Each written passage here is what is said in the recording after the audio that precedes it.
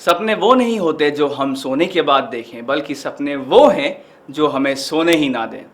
जिस महान हस्ती, जिस महान शख्सियत के ये शब्द हैं, वो हैं हमारे ex president late doctor APJ Abdul Kalam, Bharat Ratna and also known as the missile man of India.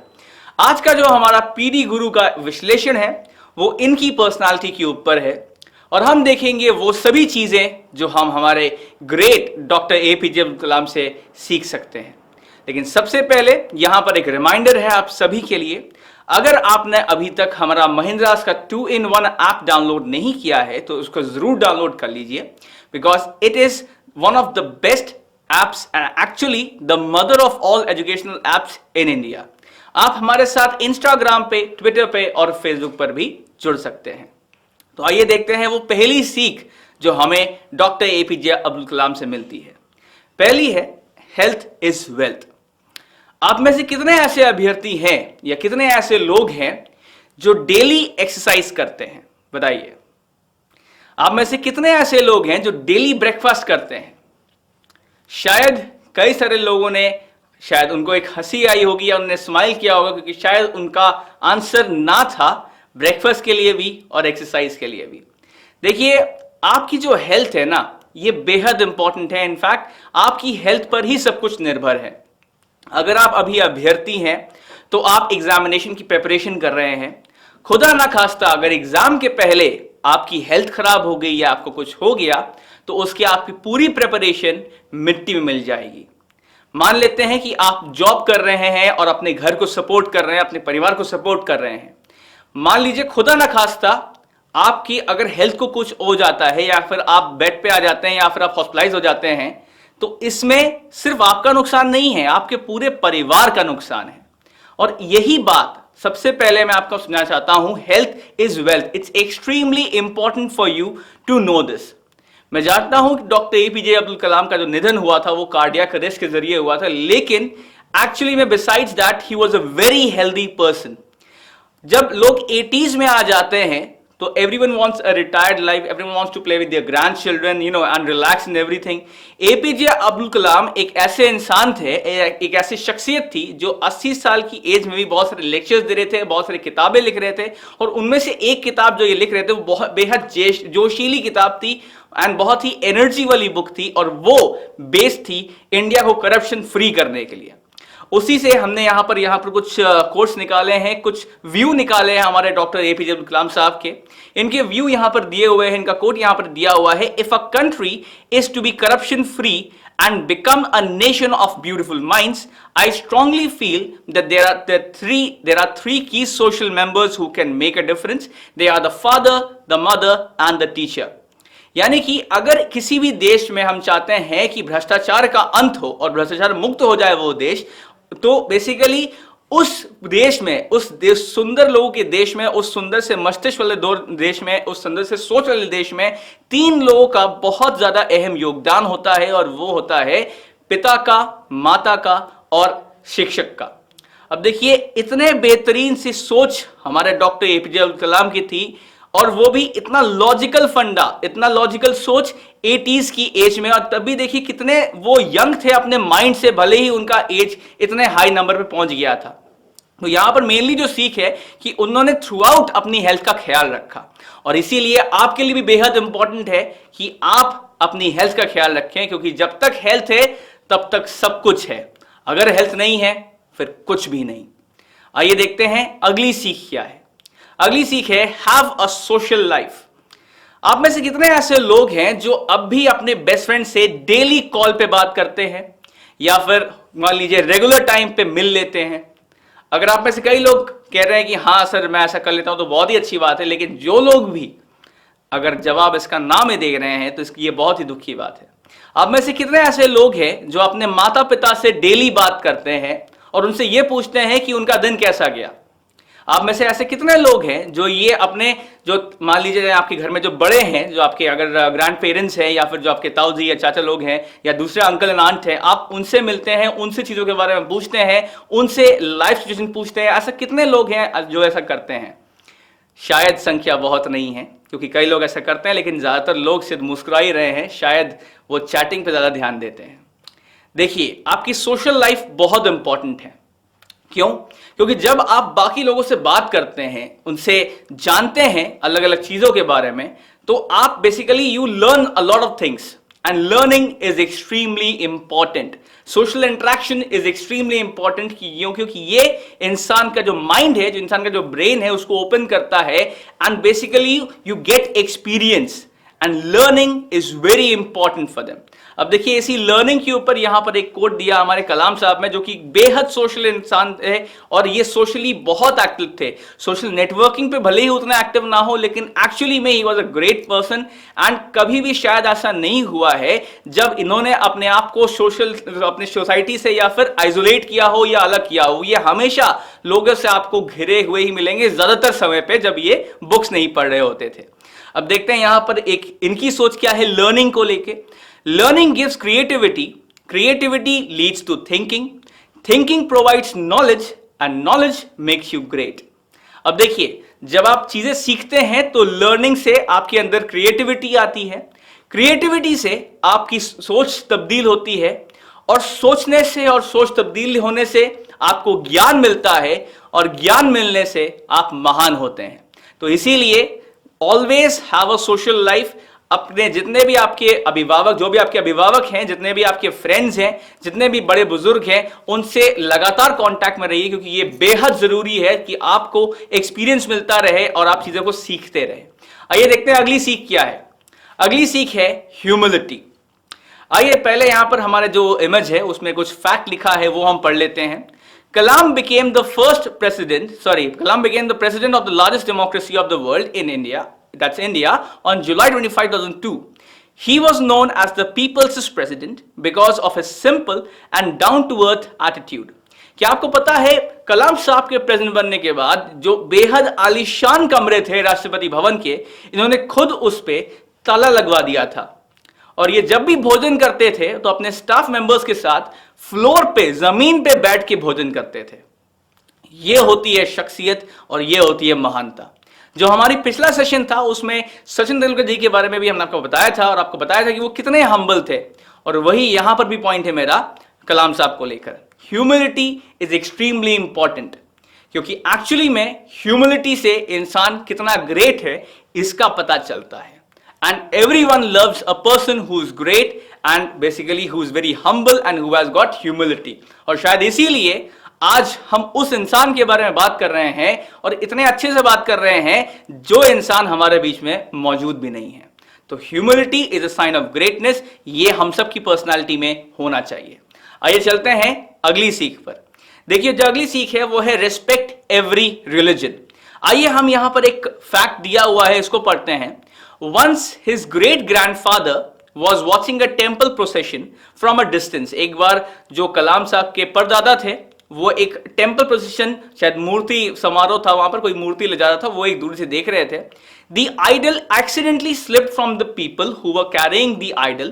Basically उस मूर्ति को ले जाया जा रहा था कुछ लोगों के द्वारा, लेकिन एक्सीडेंटली, दुर्भाग्यवश, वो जो मूर्ति थी वो लोगों के हाथ से फिसल जाती है, and fail into a river. और जो नजदीक में जो नदी होती है उसमें गिर जाती है वो मूर्ति। This man immediately jumped into the river with strong current and brought back the idol, and he didn't even stop to think for a second.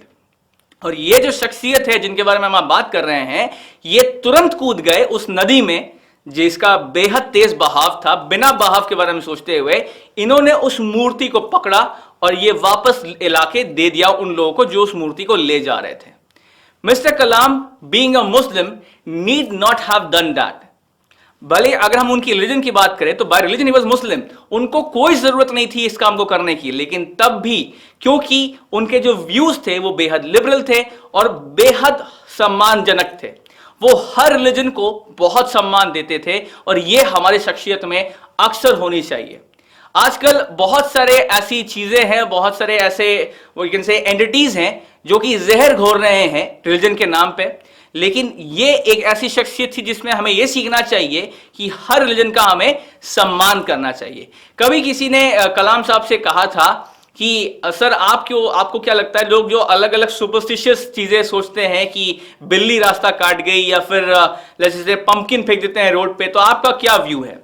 कलाम साहब ने कहा देखिए पहले तो इसको आप सुपरस्टिशियस मत मानिए, क्योंकि ट्रेडिशन हर रिलीजन में होते हैं और सबका सम्मान करना चाहिए।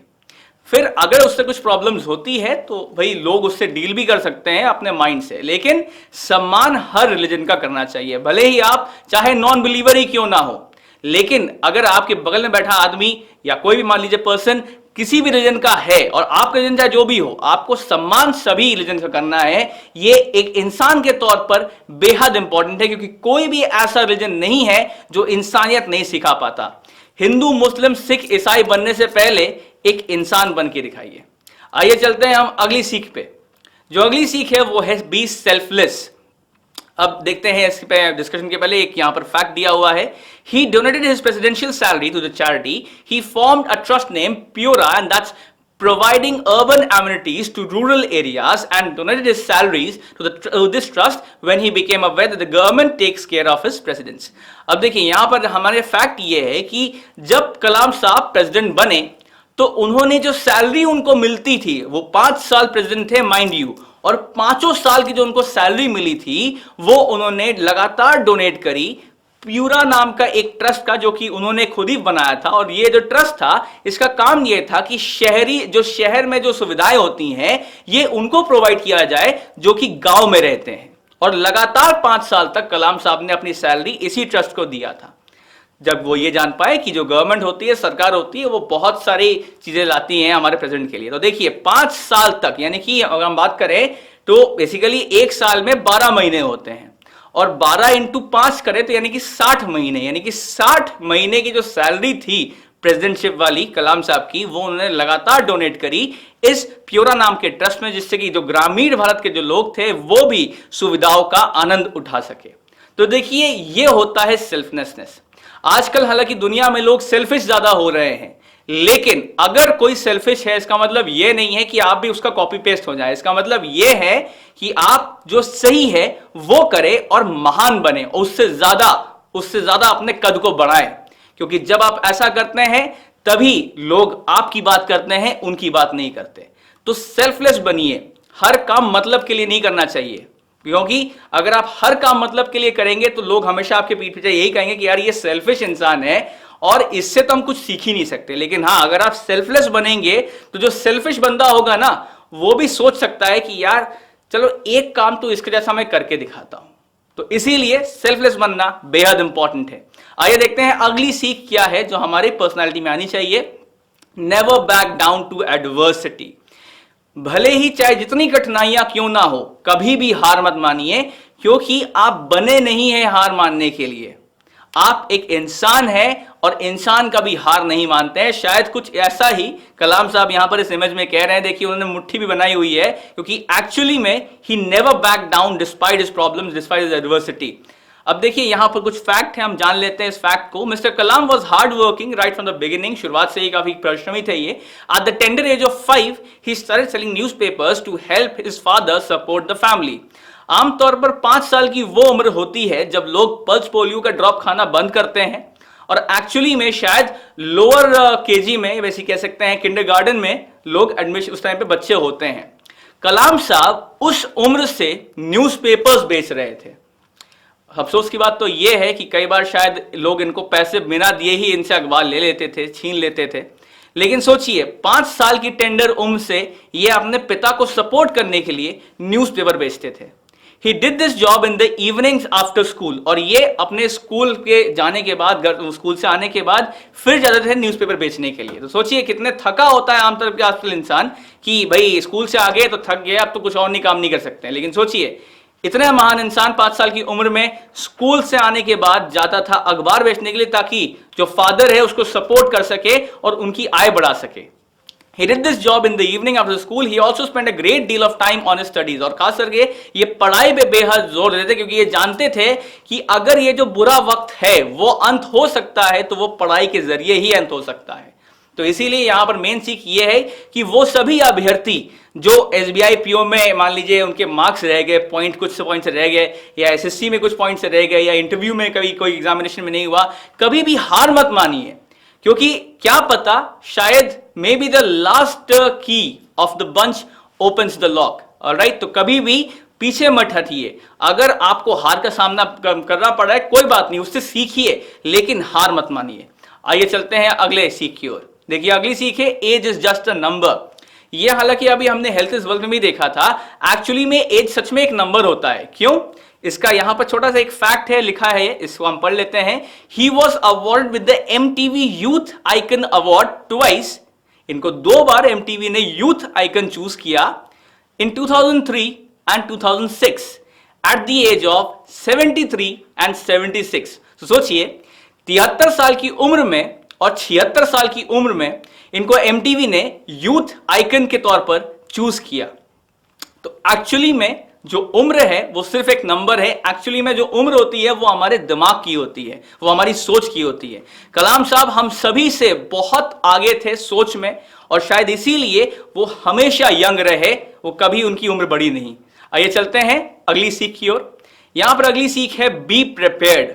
हमें हमेशा प्रिपेयर्ड रहना चाहिए, हमें हमेशा सतर्क रहना चाहिए अलग अलग चीजों के बारे में। अगर हम मान लीजिए जैसे कि if we just think that life is better process, no it's not, you have to be prepared. जिंदगी में दिक्कतें आएंगी, and that's why we say that failures are actually the pillars to success. अब देखिए यहां पर एक कोटेशन है हमारे महान अब्दुल कलाम साहब का, all birds find shelter during a rain, but eagle avoids rain by flying above the clouds. Problems are common but attitude makes the difference. तो इसीलिए you have to be prepared for all contingencies. देखिए अगर हम बारिश में बात करें तो सभी चिड़िया जो होती हैं बारिश के समय पे वो एक छत ढूंढती हैं, कहां वो छुप सके ये ढूंढती है, लेकिन जो बाज होता है वो इसकी चिंता नहीं करता। क्यों? क्योंकि जिस बादल से बारिश हो रही होती है, बाज उन बादलों के ऊपर से उड़ जाता है। तो हम सभी की जो प्रॉब्लम्स हैं वो कहीं ना कहीं से कॉमन होती हैं, लेकिन जिस तरीके से हम उन प्रॉब्लम से डील करते हैं दैट मेक्स अ डिफरेंस। मैं आपको एक पर्सनल बात बताऊं, अभी हाल ही की बात है, मेरी एक फ्रेंड है एक बैंक में, उसने मुझे यह बताया कि बैंक में जो कैश वॉल्ट था उसमें कैश बेहद कम हो चुका था, और एक्चुअली में शायद 1 लाख के आसपास कैश बचा था। उसी टाइम पे एक इमरजेंसी वाला बंदा आया, उसने 2 लाख का चेक लेके आया। उसने कहा उसको बेहद इंपॉर्टेंट है क्योंकि शायद कुछ उसको कोई मेडिकल इमरजेंसी है उसके घर में, और बैंक को उसको 2 लाख रुपए उस वक्त देने थे, जबकि बैंक के कैश वॉल्ट में सिर्फ 1 लाख रुपए पड़े थे। तो यहां पर मेरे फ्रेंड ने सोचा कि क्यों ना सभी लोग जो भी एम्प्लॉइज थे वो अपने अकाउंट से कुछ कुछ अमाउंट वहां पर कैश वॉल्ट में डाल देते हैं, जिससे कि उसकी 2 लाख की पूर्ति हो जाए और बाद में बैंक उनको वापस क्रेडिट कर देगा। अब देखिए ये था active thinking, out the box thinking. तो you have to be prepared for all possible contingencies, क्योंकि आपको क्या पता लाइफ कब सरप्राइज दे दे। तो इसीलिए हमेशा प्रिपेयर्ड रखिए। A good king never starts a war but he must always be ready for it. तो आइए चलते हैं हम हमारे अगली सीख की ओर। यहां पर अगली सीख है कॉम्प्लीमेंट एंड थैंक अदर्स। देखिए बेहद इंपॉर्टेंट है दूसरों को थैंक करना, दूसरों को कॉम्प्लीमेंट करना, वरना ऐसा किए बगैर कभी भी कोई जिंदगी में आगे नहीं बढ़ सकता। तो देखिए अगर मान लीजिए कुछ लोग सेल्फिशनेस से आगे बढ़ भी जाते हैं ना, तो लोग कभी उनकी तारीफ नहीं करते, हमेशा लोग पीठ पीछे उनकी बुराई ही करते हैं। तो इसलिए, और कई बार तो लोग सामने बुराई कर देते हैं उनकी। तो इसीलिए कॉम्प्लीमेंट करिए ताकि एक पॉजिटिव एनवायरनमेंट बना रहे, और हर किसी की इमेज, भले ही मान लीजिए आप अगर ट्रॉफीज बहुत सारे ना जीते, लेकिन दिल जीतना बेहद इंपॉर्टेंट है। और शायद इसीलिए मोहम्मद अली को अब तक लोग पीपल्स चैंपियन के नाम से जानते हैं। आइए देखते हैं, यहां पर एक कोट है जो कि हमारे कलाम साहब ने लिखा था, A leader gives the credit for success to those who worked for it and absorb the failures. असलियत में अगर आपसे पूछूं कि आप लीडर बनना चाहेंगे या फॉलोअर बनना चाहेंगे, तो आप में से मेजॉरिटी लोग ये कहेंगे sir I want to become a leader, मैं लीड करना चाहता हूं, मैं चाहता हूं कि बाकी लोग मेरे हिसाब से काम करें।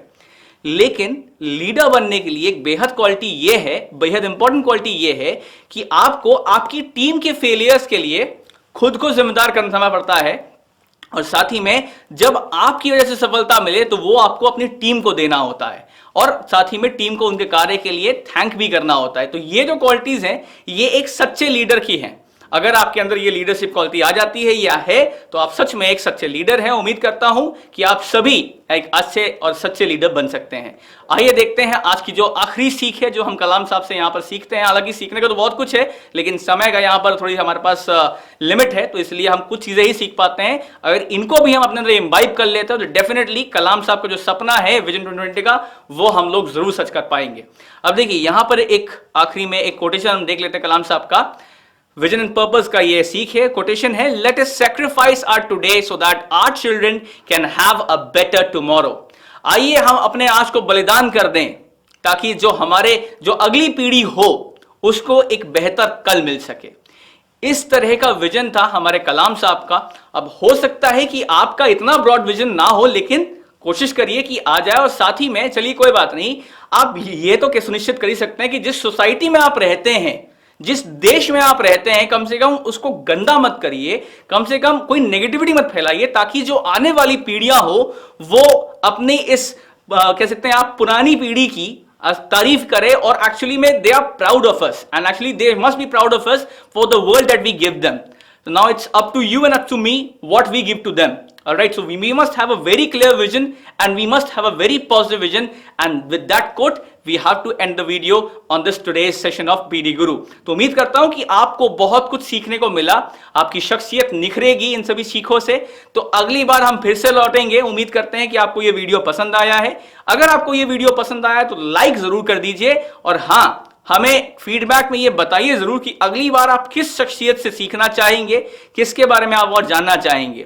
अगर आपने अब तक इंडिया का बेस्ट एजुकेशन चैनल सब्सक्राइब नहीं किया है तो यहां पर एक बटन आपको दिख रहा होगा, इसको सब्सक्राइब यहां पर क्लिक करिए और आप सब्सक्राइब हो जाएंगे। अगर आपको ये वीडियो पसंद आया है तो आप जरूर इस URL को शेयर कर सकते हैं। योर सक्सेस इज, जी हां सही कहा आपने। Thank you. Do like us, comment on our video, and subscribe our YouTube channel. mahindraguru.com. the Brahmas for success. Your success is our success.